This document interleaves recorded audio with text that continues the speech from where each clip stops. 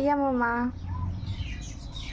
আৰু আমাৰ বাইদেউ শুই আছে গা ভাল নহয় तो मैं मम्मी को छोड़ने के लिए जा रही हूँ आली में প্ৰথমতে জনাবচোন কাৰ কাৰ বেজিলে ভয় লাগে মোৰ পিছে গা বেয়া হওঁতে কেইদিনমানৰ আগতে বেজি দিবলৈ আহিছিলে তেতিয়া ভণ্টিয়ে পুৰা ভিডিঅ' কৰাত লাগিছে কান্দো বুলি